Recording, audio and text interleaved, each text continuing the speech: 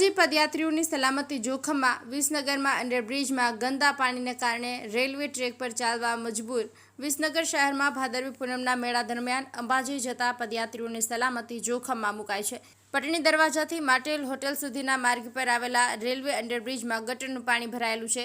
દુર્ગંધયુક્ત પાણીને કારણે અંડરબ્રિજમાંથી પસાર થવું મુશ્કેલ બન્યું છે। આ કારણે શ્રદ્ધાળુઓ રેલવે ટ્રેક પરથી પસાર થઈ રહ્યા છે। અમદાવાદ, રાજકોટ, વડોદરા અને સુરત જેવા શહેરોમાંથી હજારો શ્રદ્ધાળુઓ પગપાળા યાત્રા કરી રહ્યા છે। કેટલાક યાત્રાળુઓ અન્ય વિકલ્પ ન હોવાથી પસાર થઈ રહ્યા છે। રેલવે ટ્રેક પરથી પસાર થતા શ્રદ્ધાળુઓ માટે અકસ્માતનું જોખમ વધી ગયું છે।